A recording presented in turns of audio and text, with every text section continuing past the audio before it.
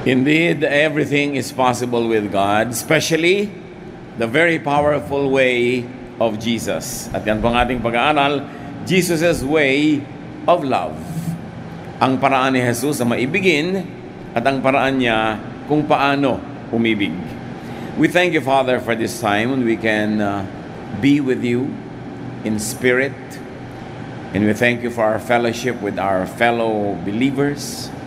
We ask you, Lord, to forgive us our sins, cleanse us, open our eyes, our ears, our hearts, so your words may be understood by us. Nawa, Panginoon, maunawa namin kayo at hindi lang yan, masunod namin ang iyong magandang kalooban. Kayo po ang siya magturo sa amin. Akayin niyo kami para lumawak, lumalim pa ang pagkakilala namin sa iyong anak na si Jesus at sa kanyang paraan na marapat lamang naming sundan. So we ask you, Father, to be our speaker. May your words heal us, empower us, enlighten us. In the name of Jesus, your Son, our Lord, our Savior, we pray with thanksgiving. Amen. Ang paraan ng Panginoong Jesus ay makapangyarihan at napakahalagang maunawa ng mas malalim pa. We always pay lip service to the way of the Lord, to the way the Lord does things. Pero gaano natin kalalim ito na ilalapat sa ating buhay? How deeply are we able to apply in our lives the ways of Jesus? John 14:12, Jesus says, I tell you for certain that if you have faith in me, you will do the same things that I am doing. Marami naman kasi nagsasabi, naniniwala sila sa Panginoon, na sila ay mananampalataya. Pero sabi niya, kung tunay ko kayong mananampalataya, you would also be my followers. Dahil ang tunay na pananalig ay nagwawakas sa pagsunod doon sa pinaniniwalaan. So, Jesus equates faith with followership. We believe, therefore, we follow. It's pointless to believe and not follow. Pampagulo lang yon, pampasikip ng buhay natin, ang pinaniniwalaang di naman sinusundan. John 14:15, Jesus said to His disciples, if you love me, you will do as I command. So ngayon, nadagdagan ang kahulugan ng pagsunod kay Jesus at paniniwala. Ibig sabihin ay pag-ibig. Kung naniniwala sa Kanya, mamahalin mo siya. At kung minamahal mo siya, susunod ka sa kanyang mga iniuutos.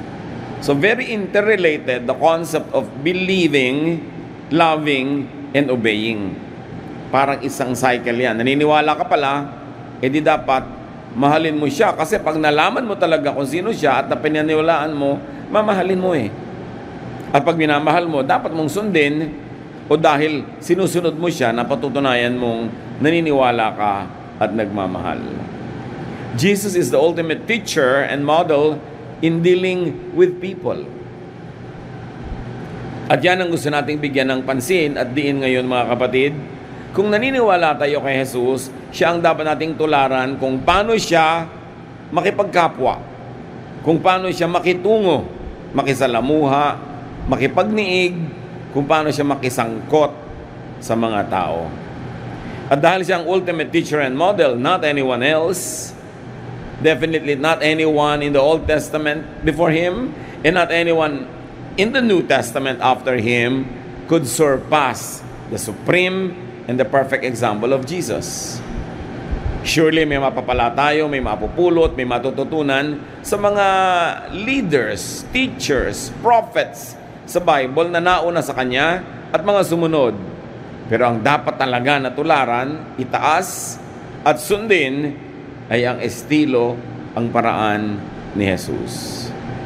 1 Peter 2:21, God chose you to follow in the footsteps of Christ,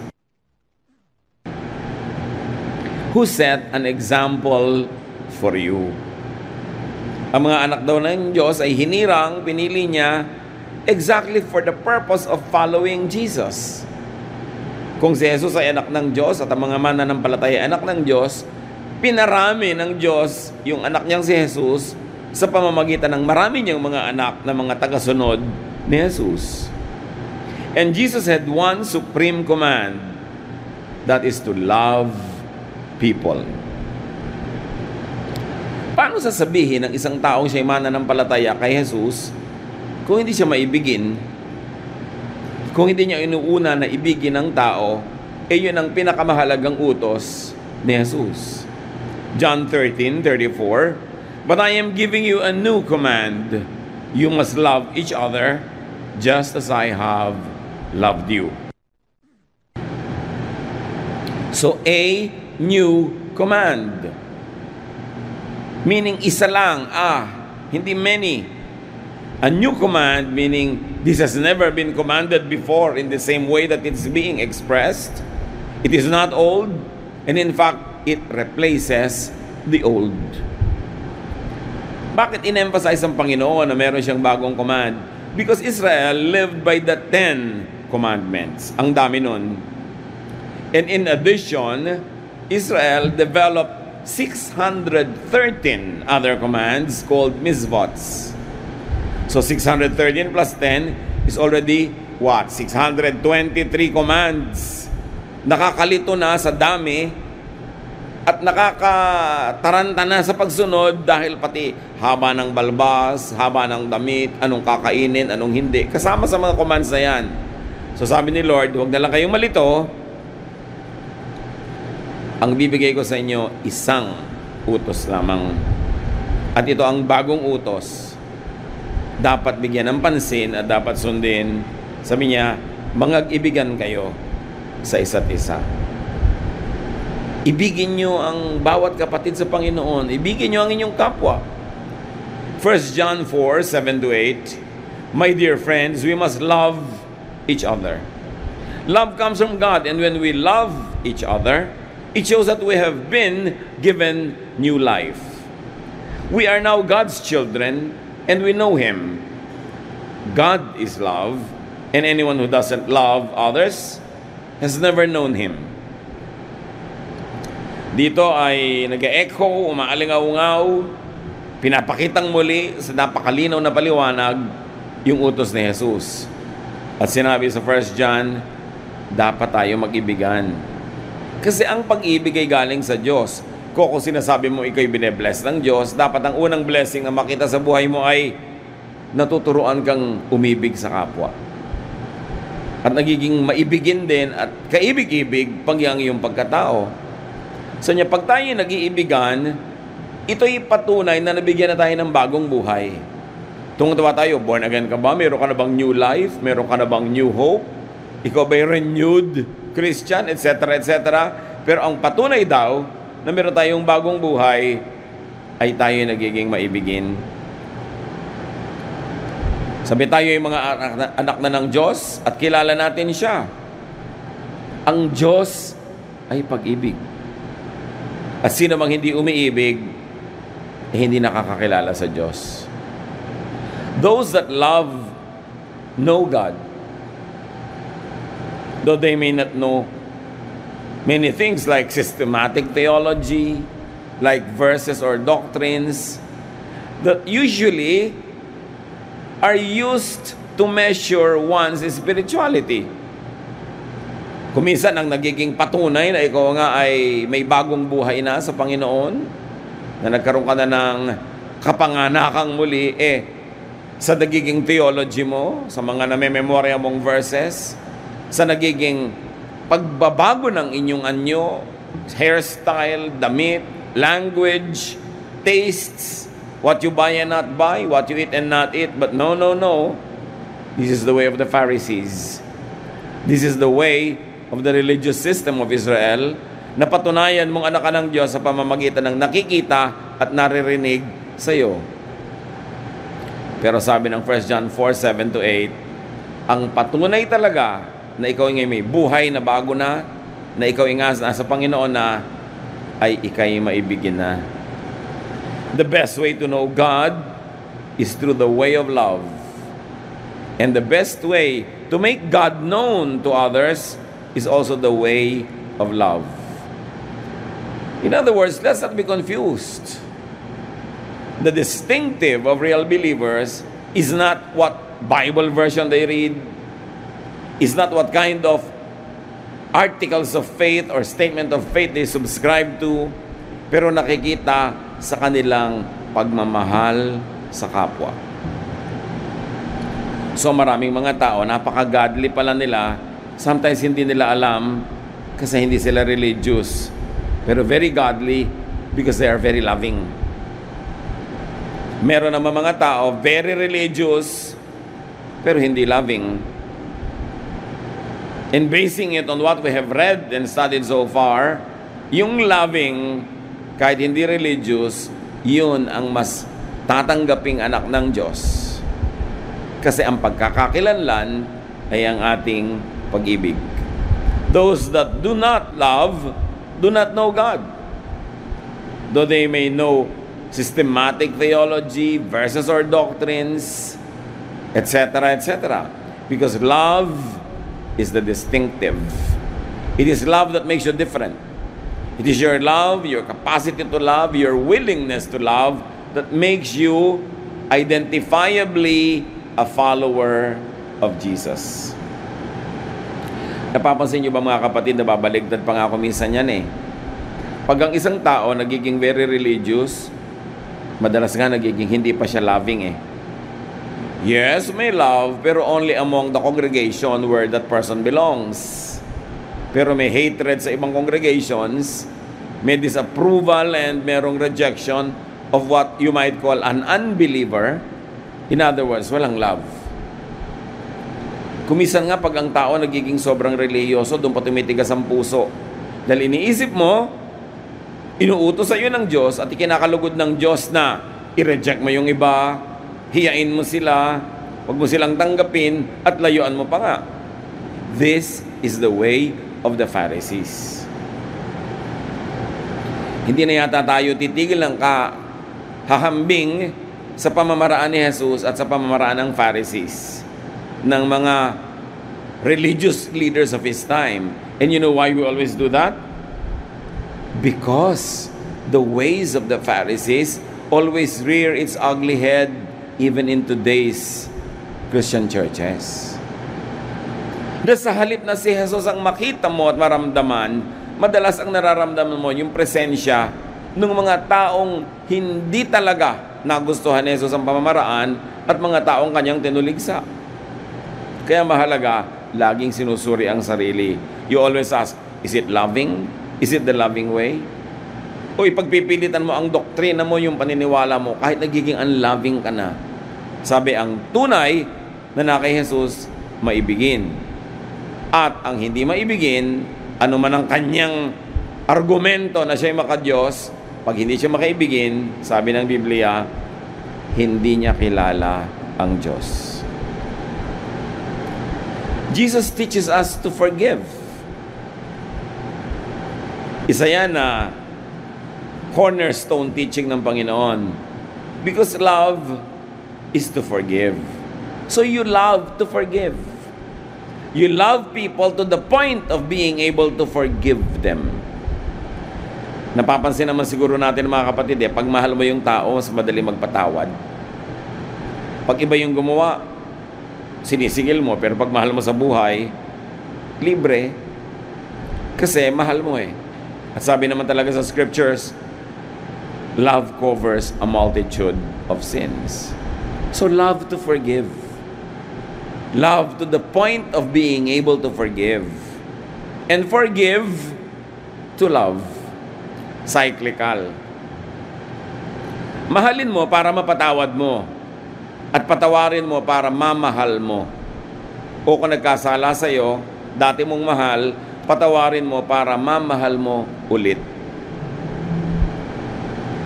In other words, it's not enough to say, I forgive you. Huwag na lang tayo magkita ever again. Lumayo ka na lang sa akin. No, you forgive to be able to love again. Kasi love is the cornerstone of your faith. Love is the distinctive by which you will be known. Therefore, you turn hatred into love. That's why you forgive. That's why you make peace with people. Not only so that trouble will stop, but so that you can begin to love again. And why does Jesus want us to love? One, Because people need love. Especially when they don't deserve it. Napansin nyo ba na ang tunay na nangangailangan ng pag-ibig ay hindi yung kaibig-ibig? Yung hindi karapat-dapat mahalin, yun talaga mga gutom sa pag-ibig. Kasi una, dahil hindi sila karapat-dapat, wala naman siguro halos nagmamahal sa kanila. So sino ngayon ang mas nangangailangan ng pagmamahal, di ba? Sila. So you love people because they need it. Because that's what Jesus would do. But also, you love people because you need it. We were created by God to love because God is love. So everybody has so much love to give. At pag hindi mo na ibigay yon, parang sasabog na bulkan yon sa loob ng iyong dibdib. Marami tayong pag-ibig na gustong ipahayag, ipadama, kaya dapat buksan natin yung mga avenues. But most of the time, the people that we love hurt us. Whether they know it or not, we get hurt by the people we love. Because when you love people, you're sensitive to them. You are sensitive to what they do and not do. Nagiging maramdamin tayo pag mahal natin ang tao. Kasi ramdam na ramdam mo kung hindi ka kinausap, hindi ka tinext, hindi ka sinusuyo, ramdam na ramdam mo. Samantalang di ka man kausapin ng iba na hindi mo man mahal, ano naman, hindi mo naman pinapansin yon. Kaya ang pinakamadalas na maging object ng ating galit, tampo, hinanakit, ay yung mga mahal natin sa buhay. Ano ngayon ang mangyayari kung yung mahal mo, nasasaktan ka, sinasadya man niya o hindi? Magagalit ka ngayon, o magdaramdam, maghihinanakit, di ba lugi ka nun kasi merong negative baggage yung puso mo. Na habang hindi mo naman na-i-express yung tunay mong pagmamahal, nahihirapan ka rin. Kaya ang tinuturo ng Panginoon, magpatawaran kayo. Huwag kayong gumamit ng pride sa mga mahal nyo sa buhay because pride makes you sad. Pride separates you from people. Humility connects you with people. Non-forgiveness separates. Forgiving people connects and reconnects. And when there is connection, we all benefit. Hindi ka inuutosan ng Panginoon na magpatawad para ka ipalugi. Inuutosan ka magpatawad para ka makinabang. At para makinabang din ang iyong papatawarin.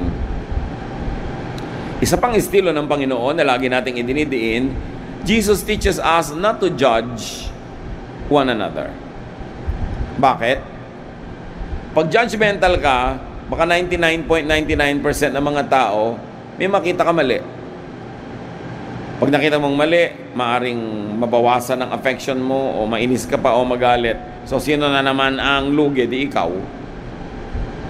At pag lagi ang nakikita mo yung mali,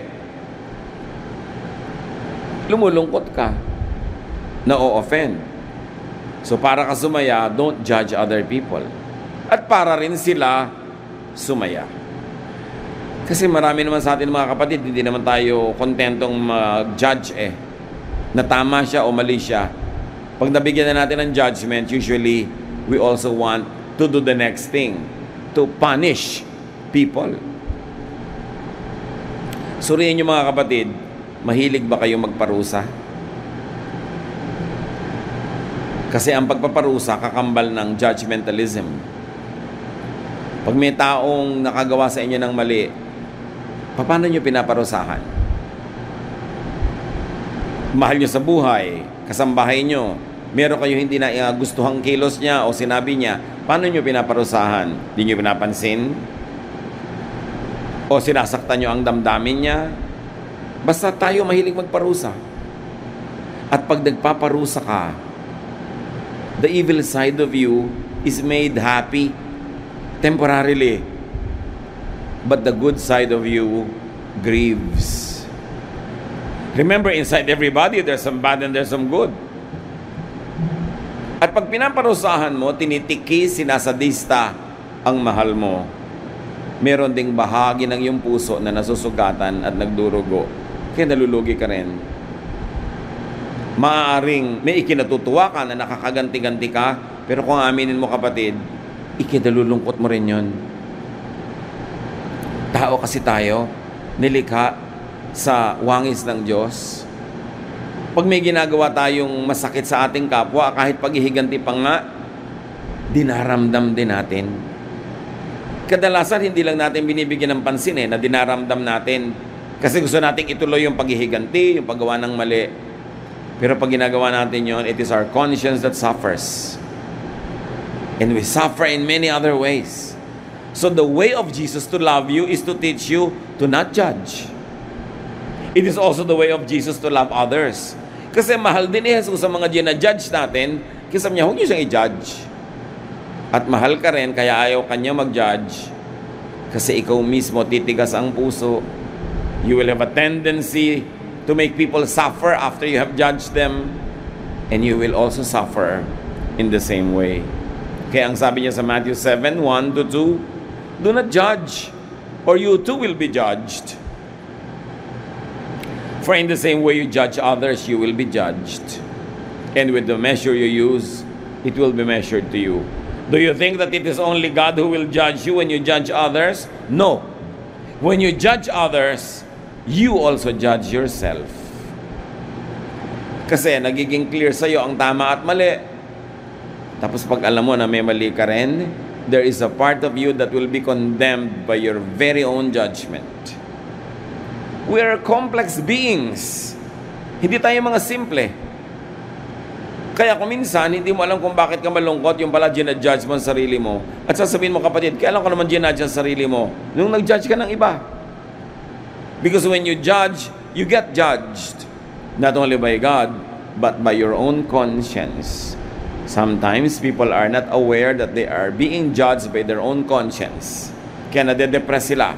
Nagkakaroon sila ng mga sakit na hindi makita ng mga doktor kasi spiritual illness yun. Hati ang loob. At ang pagiging hati, nagiging dahilan niya ng mga kasakitan.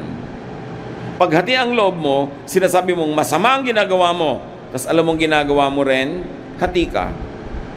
Kasi ginajudge mo rin ang iyong sarili. Kaya maraming hindi maipaliwanag na sakit ang tao. Kumisan hindi makita sa mga lab tests. Pero spiritual illness kasi. At hindi natin laging na-i-connecta na ito yung nanggagaling sa being judgmental. Because the poison that you reserve for others is consumed in your own blood first. Kaya dapat magandang iniisip mo sa kapwa. Kasi yun din ang iisipin ng konsensya mo tungkol sa iyong sarili. Pinagpapatawad mo, pinagpapasensyahan ng kapwa, dahil yung budhi, ganun din ang gagawin sa iyong sarili. Because, sabi ni Jesus, as you do to others, it will be done to you. Kasi sabi niya, do to others as you would want others to do unto you. So you want to be forgiven? Forgive. You don't want to be judged? Don't judge. Lahat ng katuruan na ito ni Jesus ay dahil mahal niya tayo. Alam niya ang paraan kung paano matatahimik ang ating mga sarili. Judging others means non-love. Judging others means judging oneself. Bakit hindi pag-ibig yun? Yun ay hindi pag-ibig sa kapwa at hindi rin pag-ibig sa iyong sarili. Kasi pag sinabi mo, dapat i-judge ang kasalanan mo na yan para magpapaulan ka ng mga pana para tamaan yung may kasalanan. Pero dahil kasalanan mo rin yun, tatamaan ka rin. At masasaktan ka rin. And the moment that you deny in your heart that you're also guilty and you're judging yourself, mahahati ka. Kaya iba nagkaka-split personality pa, nagkakaroon ng schizophrenia. Dalawa ang pagkatao o mahigit pa ron. At kuminsan, nagiging dalawa rin ang boses o nagkakaiba-iba.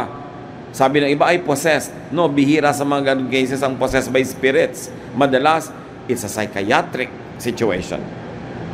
Dahil lito sa sarili, hindi consistent. And one of the greatest and biggest and easiest way to be inconsistent is to judge others. Because there is very, very little chance that you will pass the same judgment. That you will pass it. Kaya sabi ni Jesus, maging mabait ka na lang at mapagpatawad para yun din ang matanggap mo mula sa Diyos, mula sa iba, at higit sa lahat, mula sa iyong sariling budhi. And because Jesus loves us, Jesus teaches us to enjoy simple pleasures. Nakita niyo ang pag-ibig ng Panginoong Jesus? Bihira itong makita na pag-ibig mula sa Pharisees, mula sa mga religious leaders. Because Jesus teaches us to enjoy simple pleasures like eating, drinking, socializing, and resting. Madalas pag nakinig ka sa religious leaders, gusto lang nila lagi kang pagurin, pag-ayunuhin at pag-fasten. Gusto kanya lagi maging anti-social almost. Ikulong ka sa ministry at pagurin ka ng pagurin. Hindi nyo ba napapansin na ganyan ang general trend? Because they equate godliness sa pagiging pagod. Papaliitin ang mundo mo, mapapagalitan kapag uma-attend ka ng mga pagtitipo, ng mga party. In fact, kahit nga religious event yung inattendan mo, pag hindi yung sariling church ang sponsor, ayaw ka pa rin pa-attendin, kukulungin ka, kukulungin ang iyong isip, paliliitin ang iyong mundo. That is not the style of Jesus. John 2:1-2. On the third day, a wedding took place at Cana in Galilee. Jesus' mother was there, and Jesus and his disciples had also been invited to the wedding. Needless to say, the Lord went. So what does that tell us about Jesus? That Jesus attended socials. So why will modern day religious leaders prevent God's children from attending socials? When Jesus himself, the supreme example, was always present in many socials. Matthew 11:19. But the Son of Man goes around eating and drinking, and you say, that man eats and drinks too much. He is even a friend of tax collectors and sinners. Yet wisdom is shown to be right by what it does. Nakita nyo ang example na iniwan sa atin ng Panginoong Jesus? Pag niyayaya siyang umattend ng mga social gathering, he attends. At ang naging puna, ang naging pintas sa kanya ng mga religious leaders, sobra daw siya makainom, sobra daw siya makakain, timawa daw siya, matakaw, masiba. No, glutton eh. You're a glutton and a drunkard. That was the accusation. Lasenggo daw siya. Sabi niya ganon, at siya pa ay kaibigan ng mga masasamang tao, ng mga makasalanan. If Jesus did this, do you think Jesus would prevent God's children from being nice and friendly even to these types of people that are rejected by the Pharisees? Do you think that when you ask Jesus, pwede po ba ako umattend ng party? Jesus would say no. But 99% of religious leaders would say no. Worldly yan. So itatanong mo sa kanya, sino po ang model? Ang Pharisees. Pero sino ba talaga ang model ng mga mananampalataya? Di ba si Jesus? At pati yun, nagbigay siya ng puwang, nagbigay siya ng freedom. Freedom, of course, is not a license to do just anything you want. Pero pag may pumipigil sa atin, alamin niyo muna kung pumipigil si Jesus o ang Pharisees. Kung ang pagpigil ay nanggagaling sa kautusan ni Jesus o sa tradisyon ng mga Pharisees, para ma-calibrate nyo at ma-adjust mga kapatid ang behavior doon sa mga pumipigil at sa kanilang pagpigil. Ano pa mga pinagagawa ni Jesus na hindi nagustuhan ng mga religious leaders? Tulad ng ginagawa ng maraming tao ngayon na laging madidisapprove ng mga religious leaders. But the way of Jesus is the way of love. The way that gives space. The way that allows you to make free choices and be responsible for your choices. Jesus never simplified things into black and white, right or wrong. Maraming mga gray areas siya na pinuntahan at ginawa. At makikita nyo, sabi niya, wisdom is shown to be right by what it does. To be kind, he allowed his disciples to pick fruit and eat it at Sabbath.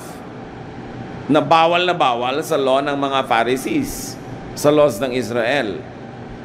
Pero, ang inintindi niya, yung gutom ng mga tao at yun ang kanyang inunawa. Hindi niya pinilit silang sumunod at maging sunod-sunuran sa mga policy kahit gutom sila, kahit na nagdidiliryo na sila sa gutom. Sa mga ministries ng napakaraming mga religious works, halos gasgasin, ubusin yung lakas ng mga manggagawa. Sasabihin nila, God's will, for God's glory, etc., etc. But what did Jesus do one day when He noticed that His disciples were so preoccupied with ministry that they had no time to eat or to rest? Nakapaligid ng napakaraming tao, humihingi ng prayer, humihingi ng ministration, ng counseling, humihingi ng himala, humihingi ng turo. Ano kaya ang ginawa ni Jesus? Mark 6:31. But so many people were coming and going that Jesus and the apostles did not even have a chance to eat. Then Jesus said, let's go to a place where we can be alone and get some rest. Yun ang pag-ibig ni Jesus. Hindi lang niya iniibig yung mga taong pinaglilingkuran kahit himatayin na sa pagod yung mga naglilingkod. Iniibig niya lalo yung mga lingkod ng Diyos. Iniibig niya yung mga naglilingkod, hindi yung laging isasakripisyo ang worker for the sake of the people. Of course, there are instances when that has to be done, but you know how Jesus thinks and how Jesus loves.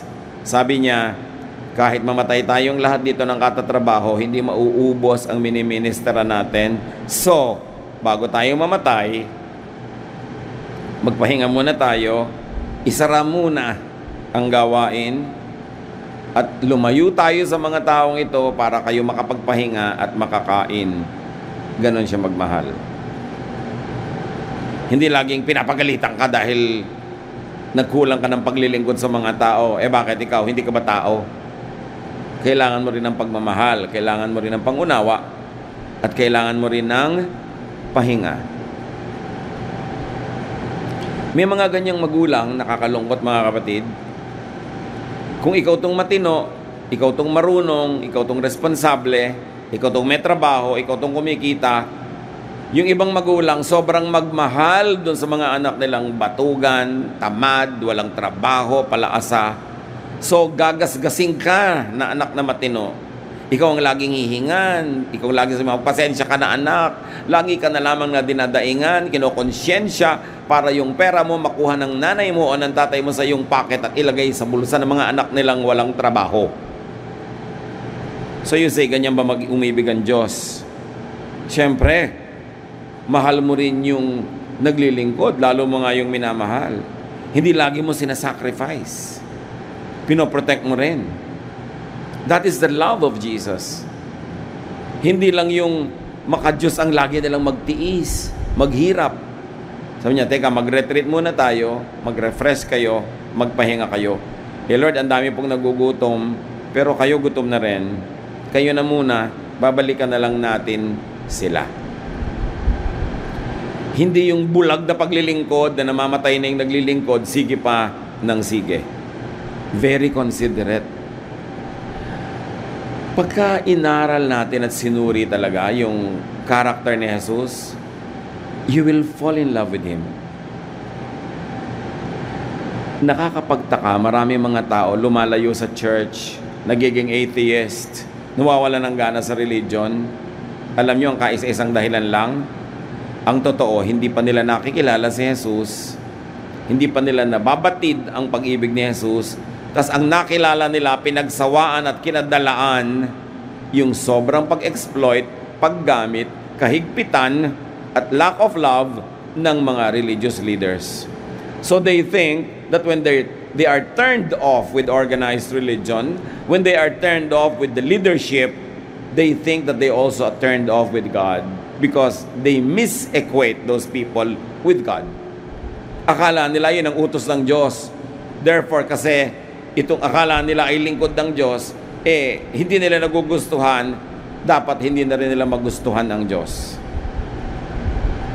Sa mga nakausap ko po ng mga nagsasabing sila ay atheist, ayaw nilang maniwala sa Diyos, pag sinuri mo, ang ibig lang nilang sabihin ay ito, hindi sila naniniwala sa organized religion, hindi sila naniniwala sa isang particular na sekta o pamamaraan, o hindi sila naniniwala sa isang doktrina.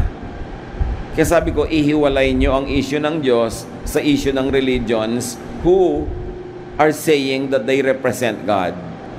Because these institutions could misrepresent God. So kung gusto nyong lumayo sa kanila, edi lumayo kayo, pero huwag kayong lalayo sa Diyos. Hanapin nyo ang Panginoon.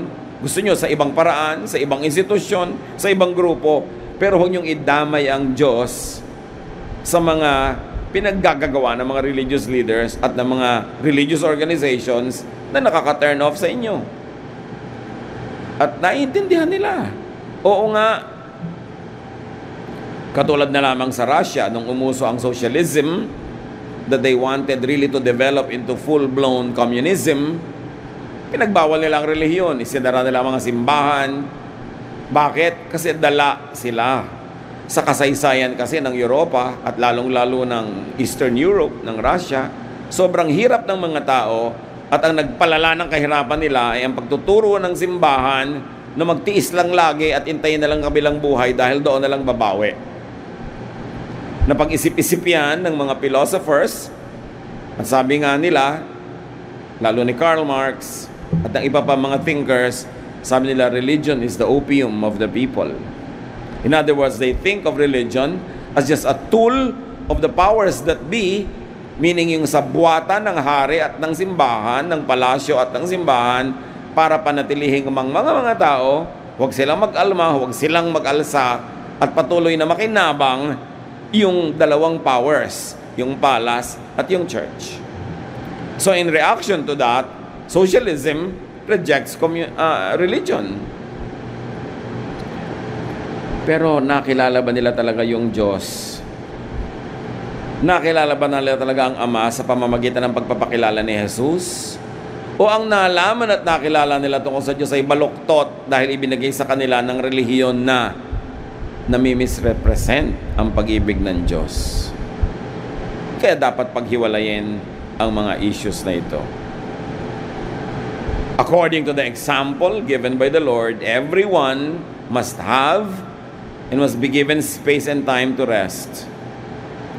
Everyone must be given a chance to be alone to be able to rest well.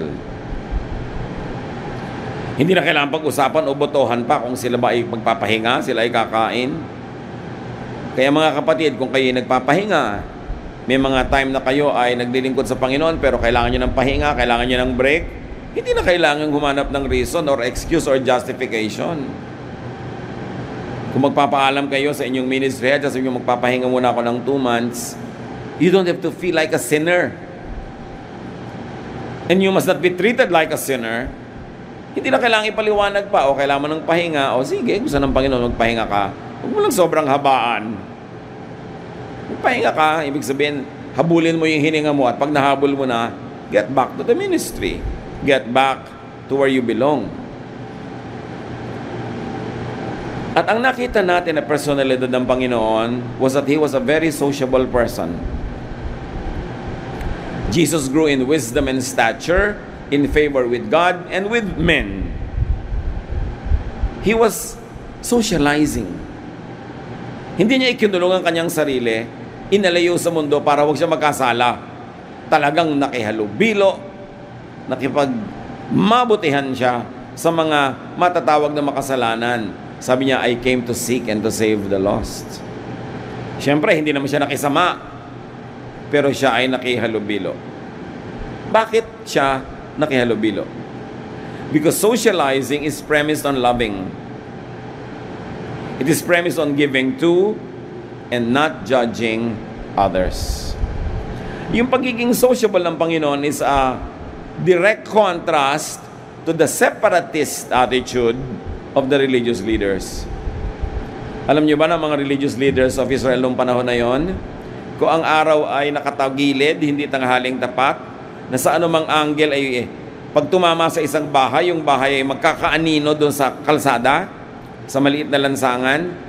These religious leaders will never pass by a street with the shadow of the house of a sinner.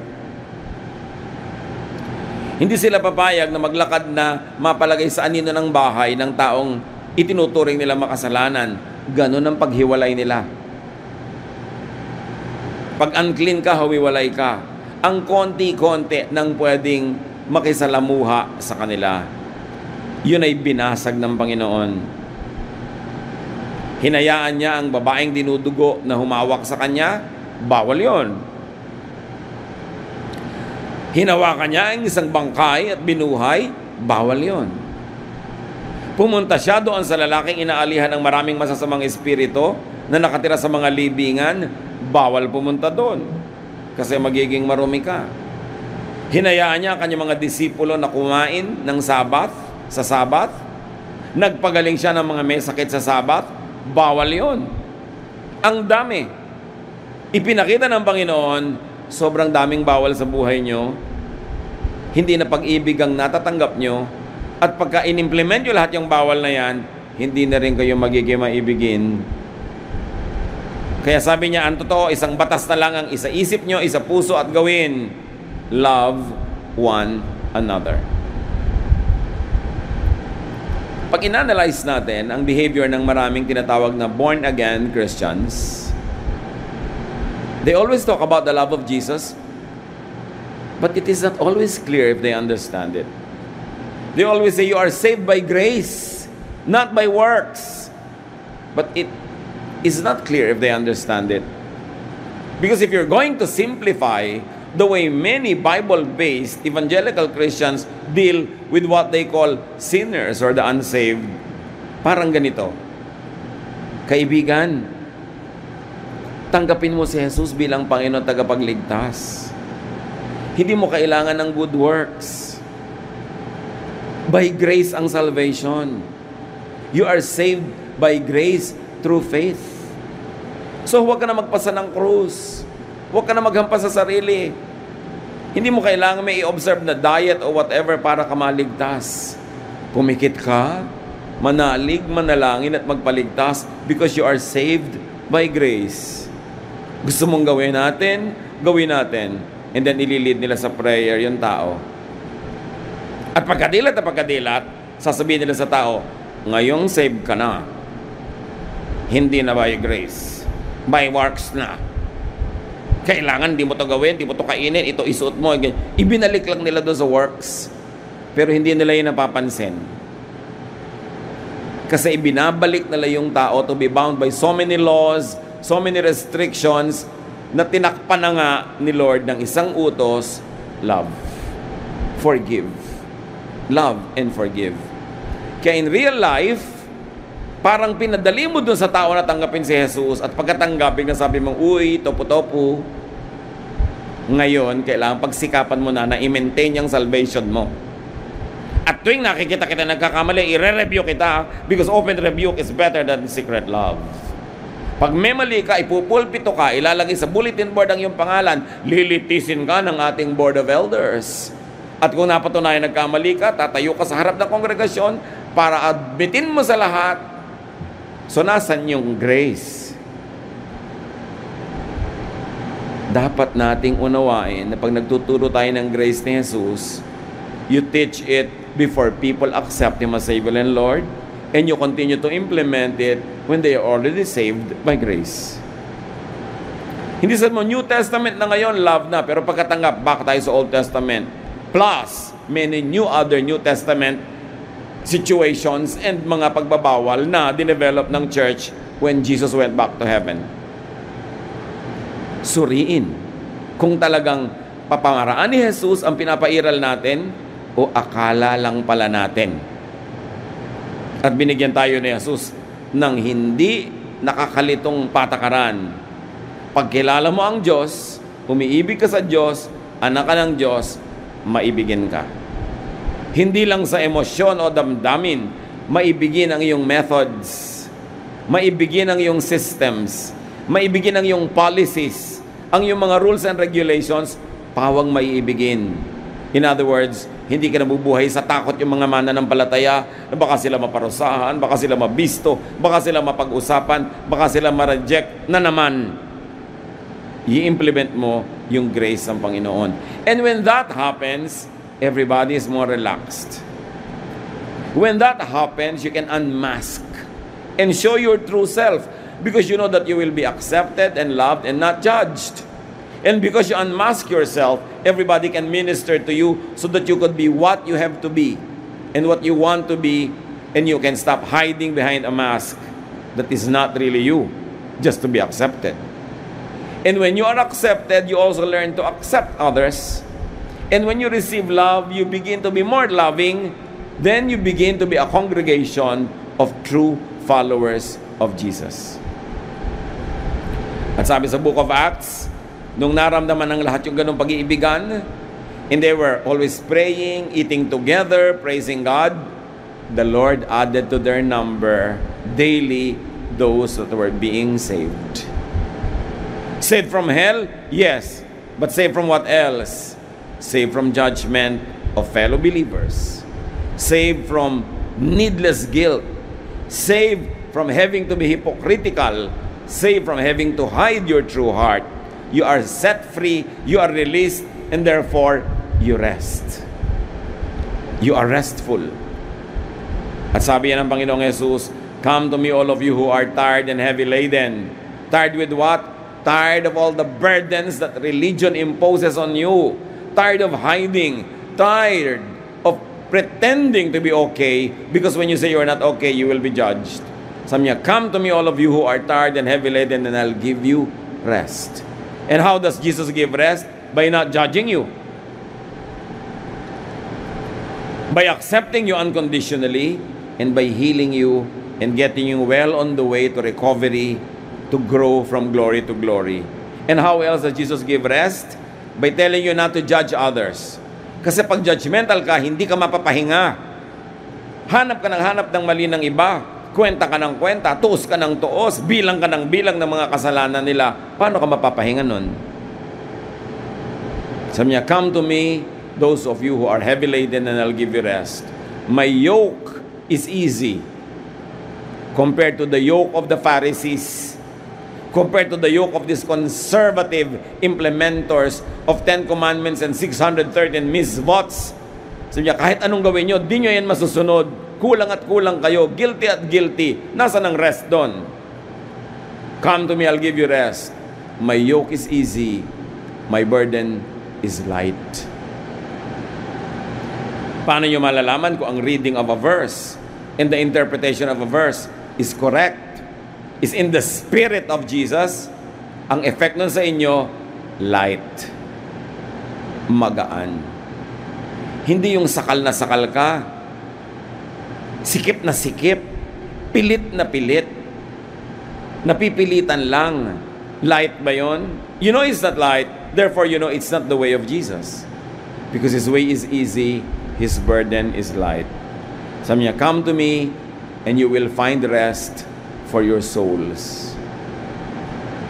Yun ba ang nararamdaman natin bilang anak ng Diyos? Dapat yun. Hindi yung laging kulang, laging guilty. Jesus took away our infirmities as far as the east is from the west. He separated our sins from us, not of our own doing, but because of the deeds of Christ on the cross. It is the love of God that makes us good and looks good. It is not our own achievement. That works before salvation, and very importantly, it works after salvation. So matapos makakilala sa Panginoon, don't go back to the old system of guilt, of judgment, of difficulty, of hardship. Kaya gagaan. Hindi dahil talagang madali, kundi dahil pinadali ng Panginoon because of His unconditional love. He was called by His critics a glutton and a drunkard. Can you imagine that? It means He was really going around eating and drinking. When will we ever know and accept that?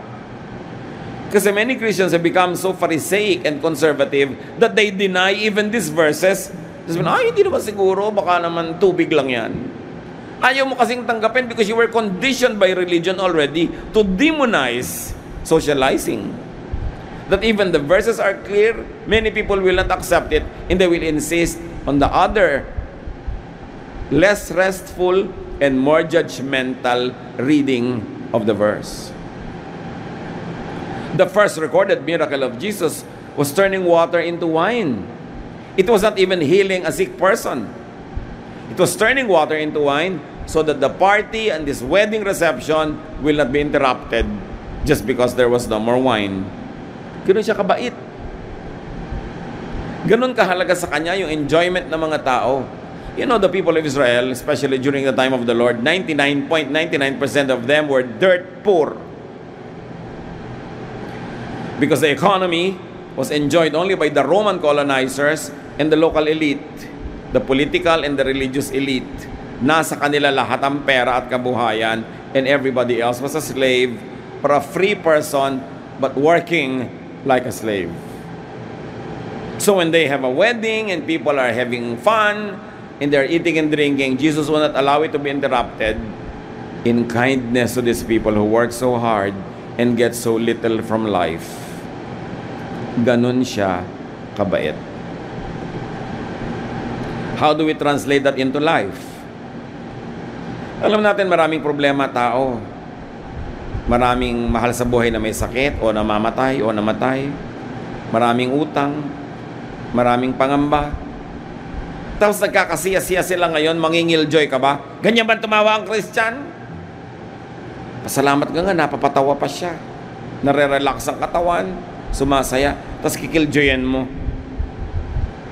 Pamisa-misa lang makabili yung tao ng damit na pinapangarap niya. Sasabihin mo, anong damit mo? Nagsusuot ba ng ganyan ng Christian? Sabi mo, oo, Christian ako at suot ko to. Therefore, sinusuot to ng Christian. Anong problema mo? Ang dami kasing church bullies. Ayaw kanilang sumaya. Yung mga taong sobrang mga istrikto, sobrang mga mahihigpit, pasusungit, madalas tingnan nyo, wala lang silang love life.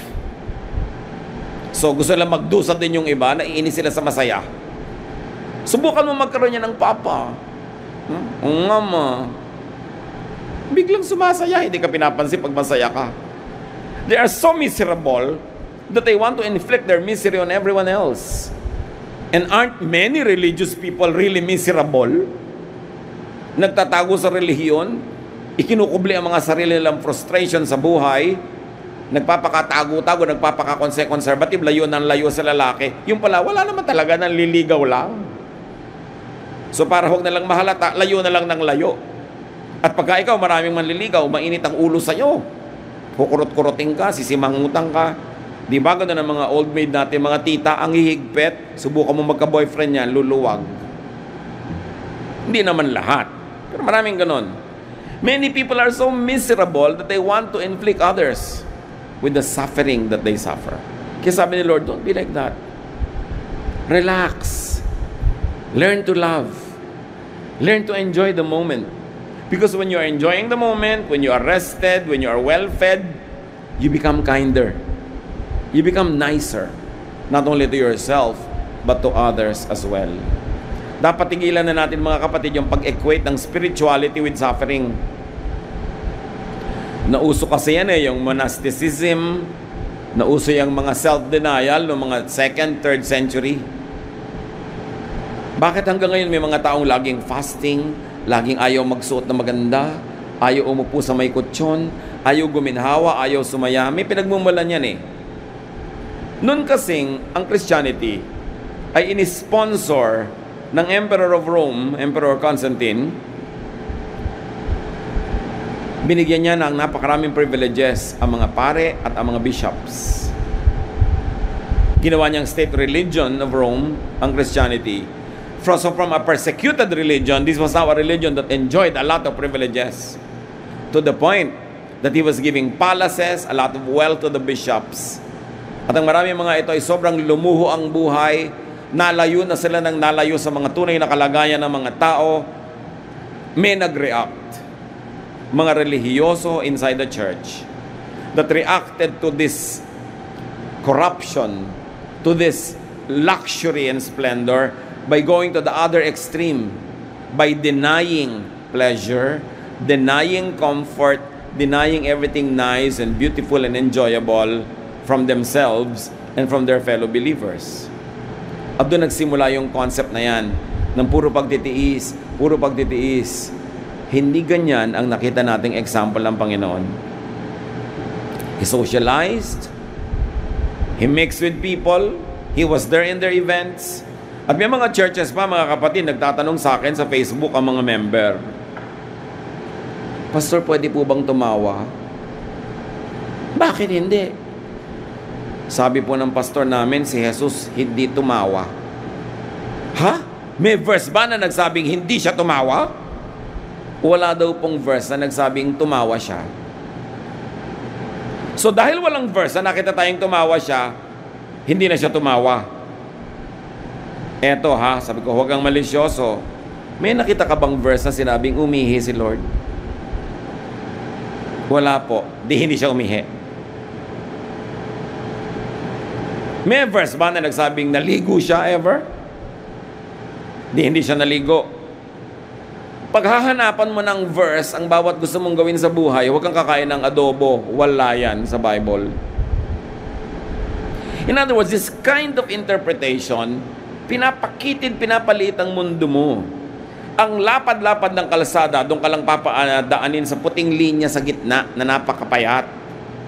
This is conservatism. And this is the reason why many people are turned off with religion. They think it is from Jesus. No, it is from the Pharisees. So mga kapatid, suriin natin ang lahat. Dapat magaan. At paggaanin natin ang buhay ng mga kapwa natin mananampalataya. Huwag natin husgahan. Hindi mo alam kung anong nangyayaring crisis sa buhay niya ngayon, na pinipilit lang niyang libangin ang sarili niya, kaya siya nagpapaganda, kaya siya tawa ng tawa, tapos papagalitan mo pa. Love like Jesus loved. He was not called a friend of sinners for nothing. Jesus did not judge, so was not in the habit of rebuking people. Hindi siya mahilig mang-rebuke. Yung pang-rebuke sa Pharisees yan. Yung open rebuke is better than secret love is wrongly read and wrongly applied. Excuse ng mga tao na laging gustong mang-rebuke. The very few stinging rebukes of Jesus were directed only at the Pharisees, the religious oppressors, and the religious hypocrites. The habit of rebuking one another came much later, after Jesus, promoted by zealous church people. Makikita nyo rin, kahit sa New Testament, rebukan sila ng rebukan, pero pag binasa nyo talaga, even the disciples were awayan ng awayan. So hindi lahat ng example nila ay dapat sundin, because there's only one person that lived the perfect life who could be an example in every aspect of our humanity, and that is the human Jesus, the other side of the divine Jesus. Siya ang example, hindi ang iba. But even the idea and method, even when you want to rebuke, should be submitted to, filtered through, and measured by the teachings and examples of Jesus. Why? Colossians 1:17, God's Son was before all else, and by Him, everything is held together. Siya talaga ang dapat na asahan, sundin, because by Him, everything is held together. John 14:6, I am the way, the truth, and the life. Jesus answered, without me, no one can go to the Father. Now, analyzein natin yan. I am the way, the truth, and the life. Jesus answered, without me, no one can go to the Father. What does that really mean? The usual reading is, without Jesus, you cannot go to heaven, you cannot be saved from hell. Yes, that is a very good reading. But there are many other layers of reading. Because to say the Father also means heaven, which means a heavenly life, the reign of peace and contentment and happiness and rest in a person's life, whether or not nandito pa siya o nasa kabilang buhay. So ang sinasabi ni Jesus, one, kung hindi sa pamamaraan ko, hindi kayo maliligtas mula sa impyerno at hindi kayo pupunta sa langit. Okay. Number 2, kung hindi sa pamamaraan ko, hindi nyo matitikman ang langit sa buhay na ito. Hindi ninyo mararanasan ang tunay na presensya ng Ama. Hindi kayo mapapahinga, matatahimik, sasaya, gagaan. Sa pamamaraan ko lang ninyo mararanasan yan. Compared to pamamaraan ng Pharisees, pamamaraan ng mga religious leaders, ng mga conservatives, sinasabi ni Lord, hindi nyo matitikman ang langit sa pamamaraan na yan. Di kayo mapapahinga, di kayo matatahimik, di kayo makokontento. Lagi kayong kulang. Lagi kayong guilty. Kasi sabi niya, without me, you cannot go to the Father. Without the way and method of Jesus applied to today's life, you will never experience a slice of heaven on earth. But if you apply the teachings and the methods of Jesus, kahit nandito pa kayo, wala pa kayo sa langit, wala pa kayo sa kabilang buhay, di ba ang prayer? Mapasa amin ang kaharian mo, thy kingdom come. Hindi mo naman sinabing, I will go to your kingdom, but thy kingdom come. How will the kingdom come? When the reign of God is felt in your life today, meaning the style and method of Jesus is your style, and you benefit from its style, heaven comes down to you. You taste heaven. Pinaghaharian ka ng Diyos. Kaya ang sabi ni Jesus, pag sinabing nandun ang kaharian ng Diyos, nasa labas, nandun, huwag kayong pumunta. Sabi niya, the kingdom of heaven is not here or there. It is within you. So kahit ngayon mga kapatid, the good news is, pwede nang ma-enjoy ang kingdom of heaven, pwede nang maranasan how to be in heaven by applying in your life the methods of Jesus. He will usher you into the presence of God. God will reign in your life. The Father who loves will rule your life, and you will behave and know and feel as if you were in heaven already. Remember, thy kingdom come. Mapasa amin. Paano yun? Sundin ang paraan ni Jesus. Walang ibang dapat sundin, si Jesus lang.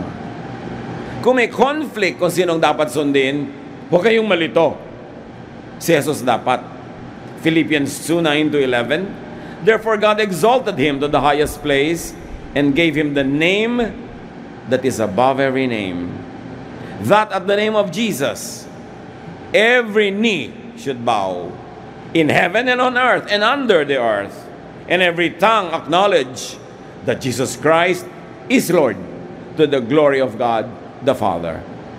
That leaves no room for error in interpretation.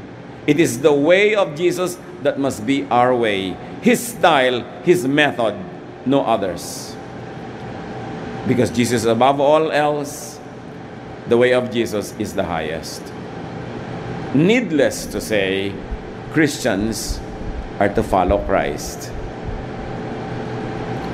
Jesus set clear commands and graphic examples on how to deal with our fellow men. Identify the teachings and examples of Jesus from variant, opposing, and disobedient teachings and examples given by other personages and institutions. Hindi lahat ng teaching na sinasabing Christian siya, hindi lahat ng teacher o grupong sinasabing Christian sila ay paraan nga ni Christ ang pinapairal.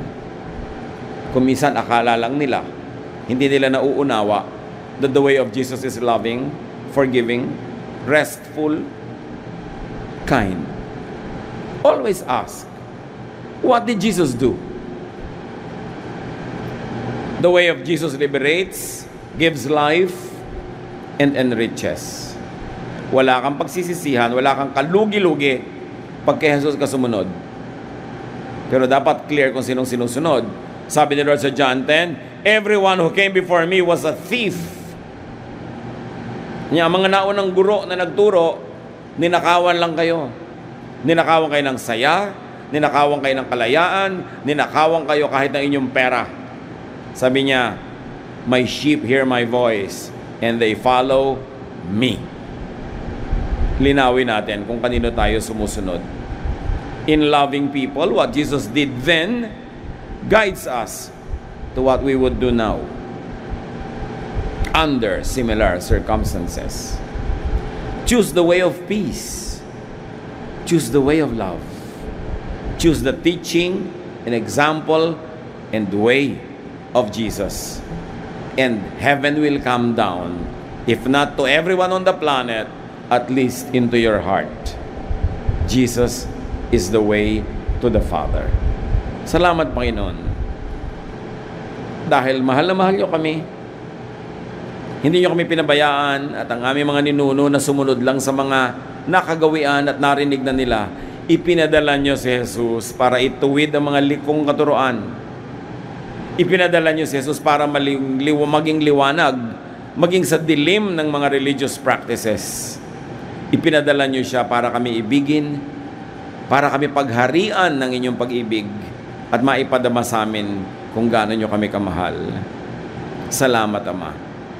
Turuan niyo kaming maunawa ito, maipamuhay, at nawa bilang ganti sa inyong pagmamahal sa amin, maging mapagmahal din kami sa aming kapwa. Hindi mapanghusga, hindi mapanuri, kundi maibigin at matulungin. Pagbulay-bulayan natin mga kapatid ang practical application ng mga ito sa ating buhay. Lord, in silence as your people bow our heads before you,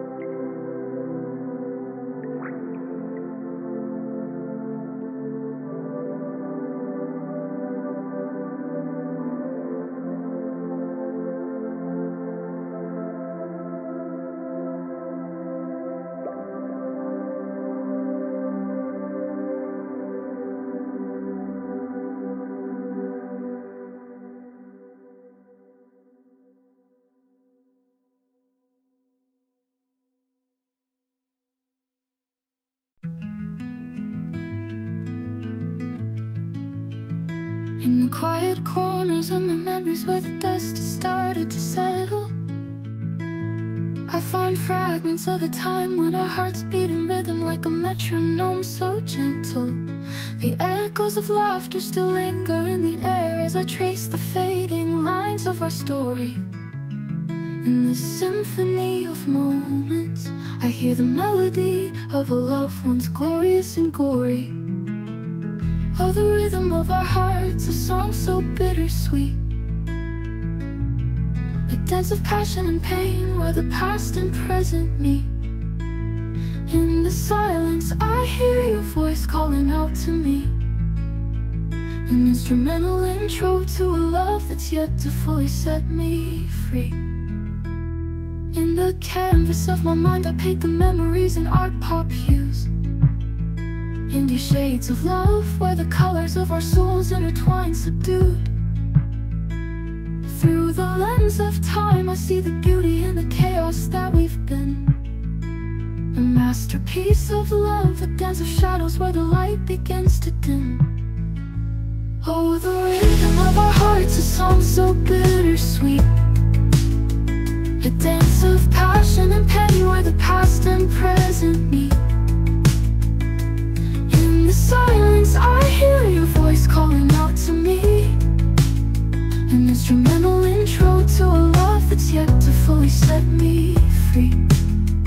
In the canvas of my mind, I paint the memories in art pop hues, indie shades of love, indie shades of love, where the colors of our souls intertwine subdued, subdued. Through the lens of time, I see the beauty in the chaos that we've been, a masterpiece of love, a dance of shadows where the light begins to dim. Oh, the rhythm of our hearts, a song so bittersweet, a dance of passion and pain where the past and present meet. In the silence, I hear your voice calling out to me, an instrumental intro to a love that's yet to fully set me free. In the quiet corners of my memories where the dust has started to settle, I find fragments of a time when our hearts beat in rhythm like a metronome so gentle. The echoes of laughter still linger in the air as I trace the fading lines of our story. In this symphony of moments, I hear the melody of a love once glorious and gory.